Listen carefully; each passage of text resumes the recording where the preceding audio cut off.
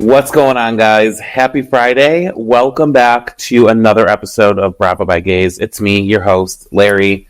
There are so many things that we need to talk about. Before we get into a lot of the stuff that's been going on in the news, I really just want to touch on episode 2 of The Valley. So I'm loving the show, and I just want to break it down and talk with you guys about it. I hope you guys had an amazing week. The weekend is upon us, and we made it. There's been a bunch of stuff that has come out over the last couple of days we're going to talk about, and I'm ready to just get right into it. So let's go. All right, guys. So we have episode 2 of The Valley, and let me tell you, I really feel like a lot of you guys are loving it so much more than I thought you were going to, because so many people were complaining about how they don't want to watch it, but then so many people are DMing me telling me that they are actually really enjoying it. So I'm glad to hear. I'm loving it. I'm loving getting to meet the new people that are on the cast, as well as kind of getting the mix of Jax, Brittany, Kristen, and all of that. Plus we're seeing Sheena, we're seeing Lala. I believe on this last episode, there was Max, who was at Guys Night, and we all know Max from Vanderpump Rules, who was also just brought up in this past week's episode for having hooked up with Katie Maloney. He's also Tom Schwartz's best friend. So there's a lot of crossover and mix of the friend groups, and I'm obsessed. I love it. So we started off this week's episode of The Valley with Kristen and Jax meeting up at this restaurant, and it's hilarious because he goes to meet Kristen at this smokehouse, which is essentially a steakhouse, and Kristen is vegan, and she's like, we've been friends for 16 years, how are you going to bring me to a steakhouse? Hilarious. Also very much something that Jax would do, because he probably was just thinking about what he wanted to eat. So they're really touching on Kristen and her kind of journey of wanting to have a baby, and how he was talking all last episode about how she wanted to have a baby with the last boyfriend, and whether or not she's ready to have a kid. And really it just is he really shouldn't have an opinion on it, right? Because it's not his situation to even bring up any topic with. Okay, so it's not really any situation that Jax really should be involving himself in. Especially because it has nothing to do with him. You're not going to be the father. It's not your girlfriend that's talking about having a kid, whatever. But obviously that conversation was filtering into this episode from last episode, and Jax really was saying that he doesn't care about her having kids. It's just that he doesn't think that Luke is the right guy that she should be doing it with, and that she's rushing into things. And which I guess, he probably, isn't wrong, because we've seen Kristen jump from relationship to relationship, right after, one is done, she's in a new one. And we know now, obviously, that Kristen and Luke are still together. And in this episode, she really talks about how, he is, her forever person, and he really just wants the group to start treating him like he is her forever person. And I guess that's just really tough for them to do, especially because we know later on in the episode, the group is still friends with her ex, Alex, who just seems like such a loser. This guy just seems like such a dick. But I really enjoyed the conversation that they had. A lot of people too have been saying that they think that Jax has feelings for Kristen. Now, I can see where people could be getting that kind of perception from. Obviously, we know that they had hooked up when they were back on Vanderpump Rules. I really think that they got over that, and nothing is going on between them, and now he really is just looking at her as a friend. But all the talking about it, all the talking about her and her baby journey is drumming up people saying oh, he cares a little too much about her, there might be feelings there. So I can definitely see where people are saying that, but I don't think that's true. I don't know, what do you guys think? I just think it's I don't know, I can't picture them being together. It's just like, to me, it's just like, it's just crazy. I don't know. So they then get into the conversation where Kristen tells Jax about Jesse pinching her nipple. Now, I still can't get over this moment because I know, obviously, last episode when it happened, I was like, wait, did he really just do that? And then it's just like, okay, yeah, no, he totally didn't. He just thought it was completely normal. So Kristen is just like, okay, I don't know you like that. You shouldn't be doing it, whatever. And it really was just super, it was just very uncomfortable. And we're going to get into Jesse's kind of reaction about it in a little bit. But for him to even say he doesn't remember doing it, just okay, sir, really, it was a moment, you know what I mean? So regardless, I digress. So we move on, and I really, listen, I love Jesse and Michelle's daughter, Isabella. I think she is so cute. She's such a boss while they're trying to teach her how to ride a bike. And she's like, I don't want to do it. She is just why did you bring me to this park? I don't want to get on that tricycle, or what do they call them? Or on that bike with training wheels. It's not a tricycle. She's like, I'm not here. She's not having it. She's throwing a fit. She wants nothing to do with learning how to ride a bike. Now, you can tell that tensions are growing between Jesse and Michelle even more, because Michelle talks about how she sent Jesse this YouTube video to teach children how to ride a bike, and he was like, no, I didn't even watch it. We'll figure it out. We just got to throw her on the bike and send her on her way. And that's Michelle's like, that's not how you're supposed to do it, but whatever. And Jesse does talk about how they have two different styling techniques when it comes to Isabella, and Michelle is very much Isabella, let's do this, and you got to do it this way. And Jesse says that he will just go in the room and yell her name, and she's just does whatever. So they're on opposite ends when it comes to their parenting technique. And it's just another thing that just kind of is showing us the downfall of their relationship. And I wonder if that's what is going to happen the rest of the season, if they're just going to focus on the negative things going on between them, because we ultimately now know that they're no longer together. I can see that happening. I don't want that to be the only thing that occurs, because I want to get to know them more, but we'll see. We'll see what happens. Now, this was an interesting moment. So there was a moment where Naya, Michelle, and Kristen all go to a jiu-jitsu class. And Naya was talking about how she is a 4th degree black belt. And in Taekwondo, I want to say it is what it was.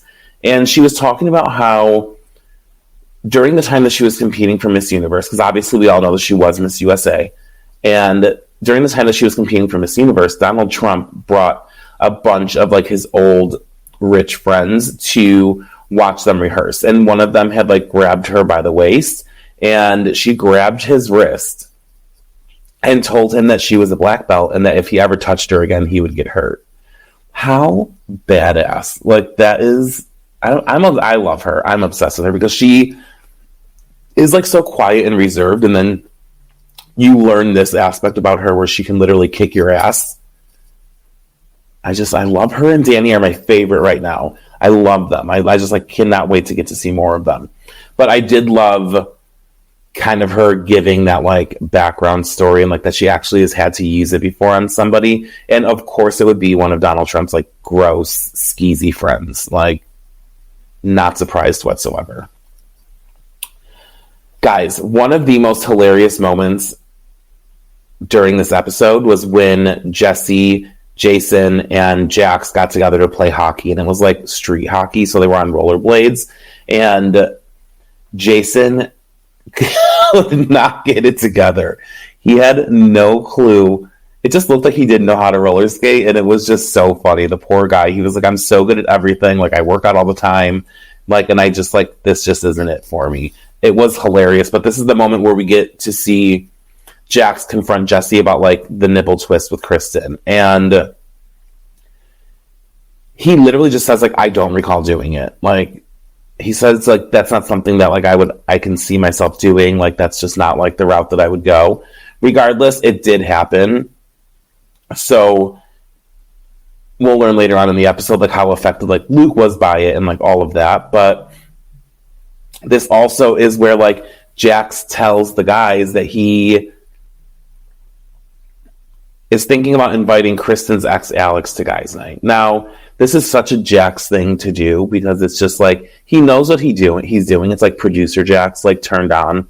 And he wants to invite Kristen's ex because he knows it's going to cause drama and it'll be good for TV. And that's exactly what's going to happen.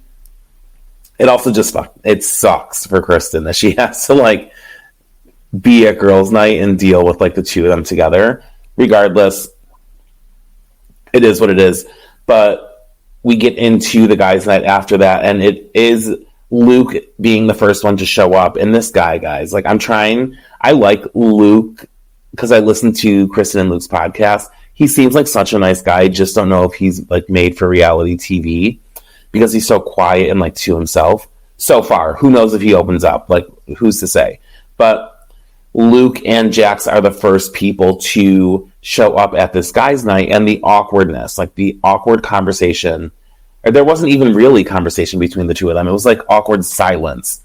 And they were just asking each other, like, how each other's week was. It was so uncomfortable. Thank God Danny showed up because that guy literally, like, he can just, like, be the third person there to kind of, like, not have it be so awkward, and they can, like, actually have a normal conversation. So all of the guys start to show up. Again, it was Luke, Jax, Danny, Jesse, and then, like, a couple other guys, and then we learn that Kristen's ex, Alex, comes in. Well, Luke is talking about how he needs to have a conversation with Jesse because he's super upset about the line that he crossed with Kristen when he twisted her nipple. So Jesse goes up to the bar to get a drink. Luke goes up after him and is talking to him about it, and he looks like he's heated. Like, he literally looks, he's pissed, and rightfully so, because obviously Kristen's his girlfriend, so he is upset that, like, that happened to her. So he confronts Jesse about it. Jesse says he doesn't recall it happening. Luke is like, it's not about whether or not you recall it happening. Kristen said it did. She's my girlfriend. I believe her 100%. You owe her an apology. And Jesse was like, oh, like, okay, like, I'll give her one. Like, and I just feel like it could have been, like, a little bit more confrontational than it ended up being. I'm glad it didn't end up turning into anything physical, but it was kind of, like, funny to see Luke, like, get mad because he's so quiet and reserved the rest of the time that when he talks, it's almost like, okay, sir, like, why'd you say anything? But regardless. And there was a funny moment there as well in the confessionals when Jax said that if he's not allowed to hang out with anyone that Kristen slept with, then he would have no friends in LA. in LA. And that is funny, but also, like, you slept with a lot of women in LA, so don't shame her. And I don't think he was shaming her, but it was just, like, it was hilarious because he even said, like, oh, I'm one of them. Like, she slept with me too. Regardless, it was funny. I liked that, like, place that they were at, like, this circus place. It was like a giant arcade, it looked like, for adults, but I got a little uncomfortable when Jax had to tell Luke that he invited Alex to the guys' night, and Luke was rightfully pissed because he was blindsided by the fact that Alex was coming. He wasn't given a heads up. If Jax would have told him prior, Luke probably wouldn't have gone. Again, another great TV moment with how uncomfortable it was when Alex was walking in and Luke was like, he's here, isn't he? And again, Luke rightfully upset at the fact that Jax invited him. Jax, dickhead move, but I completely understand why you did it. Great for TV. Jax is also gonna Jax. Like, that's just what it comes down to. I did like, though, when we got to girls' night, because that's where it got a little bit more catty, because Brittany was telling Kristen that Alex was going to be at the guys' night, and Brittany tells Kristen that, like, Jax has, like, the motivation behind it of wanting everyone to hang out, and Kristen is pissed. I'm surprised she didn't, like, throw something. She is so upset at the fact that it's shitty that Jax would do that. And Brittany, for some reason, like, has this, like, she can't just, like, agree with Kristen in the fact that, like, it was fucking wrong. And she is just defending Jax, like, to the end. Like, oh, he just wants everybody to be friends, and it's okay, like, if he's around, like, when you're not, because, like, he's friends with the group. And she just, like, won't let it go. That was kind of a dick move on Brittany's part. Like, she couldn't just, like, sympathize with her friend. And, like, also, what the hell does this Alex guy bring to the table? He literally made Kristen sell her house, had her move into his apartment, broke up with her 7 times, and then kicked her out. Like, why are you friends with this person? He sounds like a fucking loser. But Brittany is adamant that it's, like, okay for Alex to be around when Kristen isn't there, and the rest of the group is just like, that's fucked up. And it stopped there. We got a to be continued, and it seems like it's going to get intense next week, especially, like, with something that's brought up regarding Zach. I can't wait to see him get into the mix. It was so funny when he was at girls' night and said, like, he would rather be at the guys' night than there, because the girls were just, like, going at it and being catty with one another. And I'm just excited. I think that the crew is definitely delivering so far this season. Again, we're only on episode 2. I can't wait to see what's to come in the upcoming episodes. But I'm loving it. So I want to know your thoughts on the Valley so far. Do you like it? Are you enjoying it for what it is? Do you hate it? Who are your favorites? Again, I will tell you guys, I love Danny. I love Nia. I love Janet. Jason is hilarious. Jesse's kind of a dick, but I think I kind of like Michelle. So, like, I think the only one I'm not really vibing with is Jesse. So drop all your thoughts in the comments. Let me know what you think. Let's talk about it. Hopefully you guys are enjoying the Valley as well. And I can't wait to talk to you guys about it more.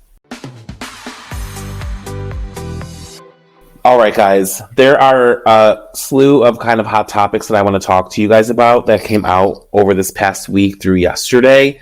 And we're going to start off with the Grand Dame of Potomac. Karen Huger received a DUI last week after crashing her Maserati. Like, she was driving so fast, she went through, like, this landscaping and, like, hit a tree, and she was arrested. Now, like, PSA, these housewives make so much money, and I know so many people have said this before, but, like, why do they not A, get a driver, B, take an Uber, or C,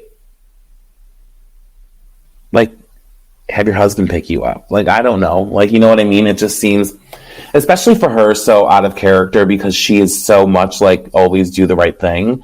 And to hear that she got herself into the situation it's a bummer. It's a bummer for her. Now, the tree that she hit was fucked up. So I can already tell you, like, I haven't seen photos of her car, but thank God she's okay, because she took a chunk out of that tree. And I'm just interested to see what's going to come of that. Like, I have not seen a statement from her regarding this. It took Shannon Medora a little bit of time to release a statement after she received her DUI. So maybe something is going to come in the coming days. Who's to say? I don't know. I have no idea. But I bet you the ladies are going to have a field day with this, because it's like the Grand Dame who puts off this persona of being, like, perfect and she can do no wrong has gotten herself into some trouble. And the ladies of Potomac they're definitely going to talk about it. Now, I'll tell you who won't be there to talk about it is Candace Dillard Bassett, who unfortunately announced her exit after 6 seasons on The Real Housewives of Potomac, and she will not be returning next season. Now, let me tell you this. I am bummed about this, because I, in the beginning, was not a Candace Dillard Bassett fan. And then once Monique left, Candace really grew on me, and now I love Candace, and I'm bummed that she is not going to be returning. Now, she did say that she was filled with gratitude, and that she has, like, so much on her plate, and she's just decided to take a break, and she's embarking on a new chapter in her life, And I'm just excited to see what's going to come next for her. Now, there are a lot of speculations that she is not returning because she is potentially expecting a baby. That hasn't been confirmed or anything. Let's leave that for her to announce on her own if that is the case. But I'm going to miss her. I really am. I think that, like, with her being gone, it's just like, come on.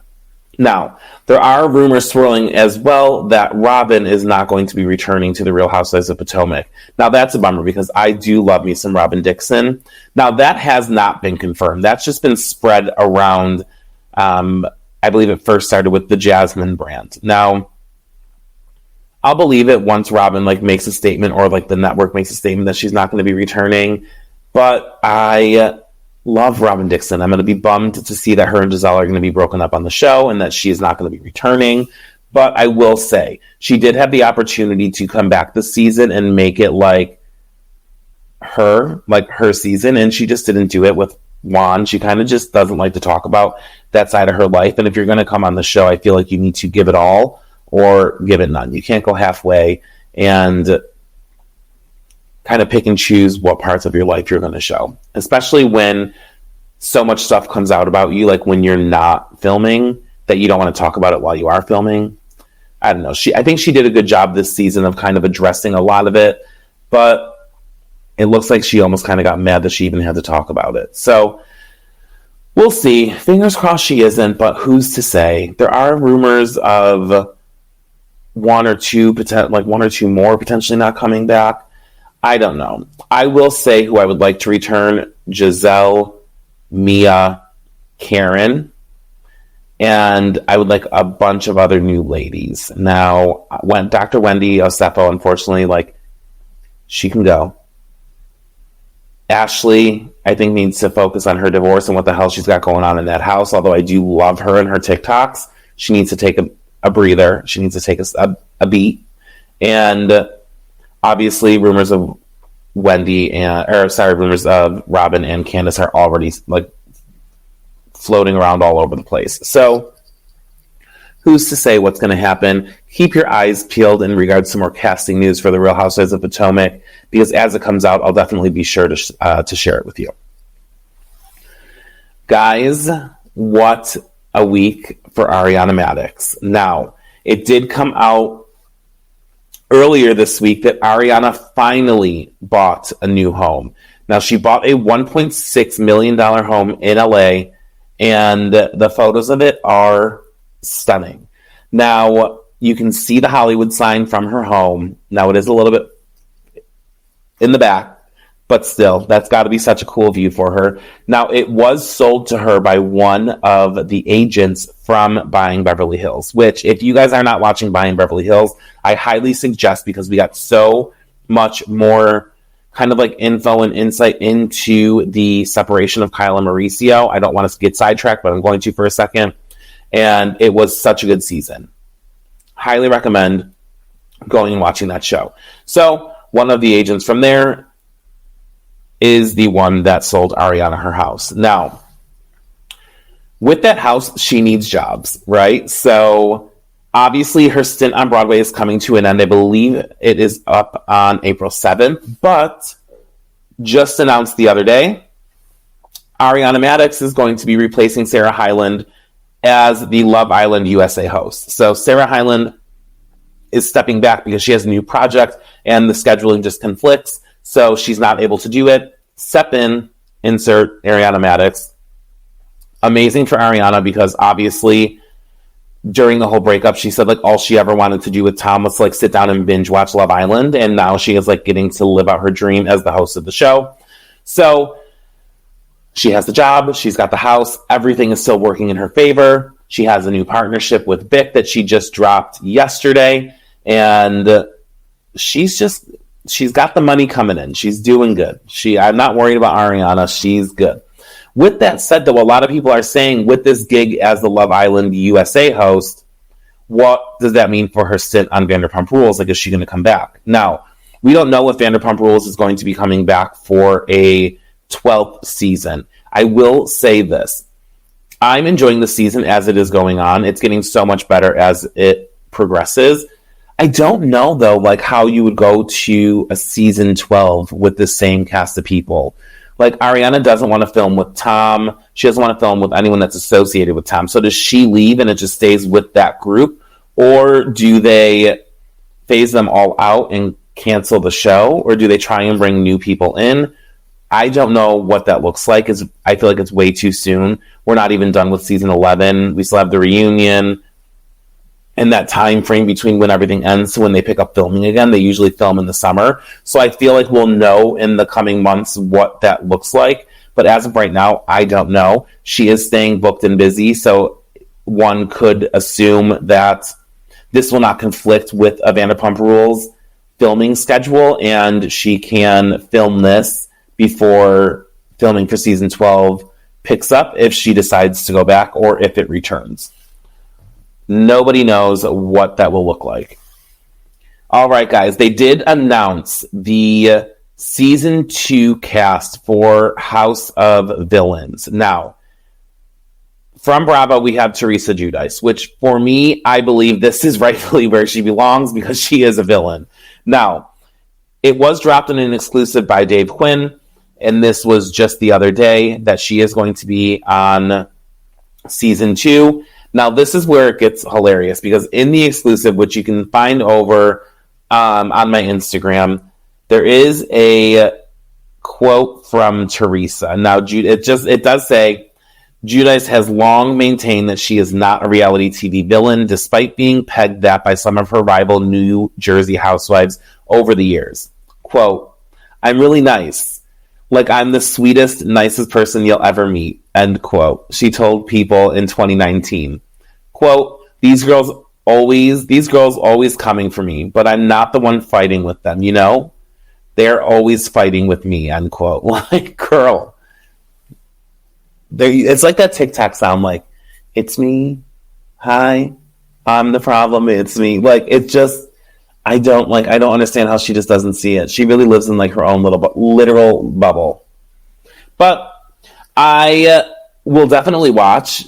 I watched a little bit of season 1, but like couldn't get into it. I will watch season 2 though, so that I can see how she does, because I just have a feeling like she would thrive in that show because like to me she is a villain. Now, on the track of other shows that are coming out, The GOAT, which has been talked about for so long. It is a reality TV competition show for the greatest of all time reality TV star. That is coming out. The first 3 episodes will drop on May 9th over on Amazon Prime. And from Bravo, we have Jill Zarin, Reza Farhan from Shahs of Sunset, and Kristen Doty from VPR in the Valley. So I will be watching that because there are 3 people from Bravo on that show. And it looks kind of corny and cheesy, and I'm into it. I want to see what happens, what this is all about. Also want to see the drama between, like, the Bravo people and, like, all the other, like, reality TV stars. So keep an eye out for that. I believe it's going to be 10 episodes airing through June. So, again, keep your eyes peeled for that.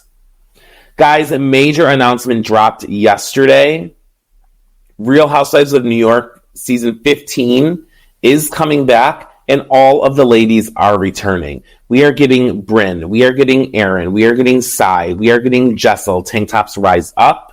We are getting Uba. And who I'm very surprised about is we are getting Jenna fucking Lyons back. Now, all of the ladies from the rebooted RHONY are coming back. We don't know if there are any new ladies coming in. That is rumored that there are probably 2, but that hasn't been announced yet. I'm assuming that will not be announced until way into filming, when they decide whether or not that person is going to be a friend of or a full-time housewife. But I am happy about it. I was doubting the fact on whether or not Jenna was going to come back, so I'm very happy that she's returning. Now, Jessel, obviously, love her. Cannot wait to see more of her in Pavit. I hope we get to see more of Uba and her boyfriend, and Sai and Aaron, and I love Abe and Brynn. Hopefully we get to see so much about what's going on with her and like her fertility journey. I believe she's trying to have a baby. She was documenting kind of that process while she was in London, I believe. So I'm just looking forward to season 15 overall. It hasn't started filming yet, but I'm hoping we can at least get it by the end of the year. I don't know. I love this rebooted group. I really do. So I'm excited to see what is going on with them. But guys, that's what I got for you. A lot of stuff that came out. We got to talk about the Valley. Now, what I want to do is I haven't been able to talk to you guys about it yet, like in depth. So I think next episode we're going to just focus solely on Summer House from season 1 until up to date. And then, I don't know, we'll figure it out. I got to sit down and think about it. But I have some fun things planned over the next couple of weeks with potentially some guests coming on, so keep your eyes peeled for that.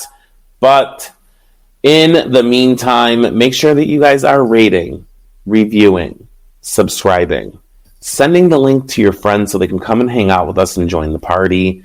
All of the things. And I hope you guys have a great weekend and just enjoy it. Catch up on all the shows. Watch everything. You got to keep up. You know what? We still got to talk about Summer House Martha's Vineyard too. That was an amazing premiere. So we got a lot of stuff to talk about next week. So I'll make sure that we definitely get into it. But until then, guys, have the best weekend. Love ya.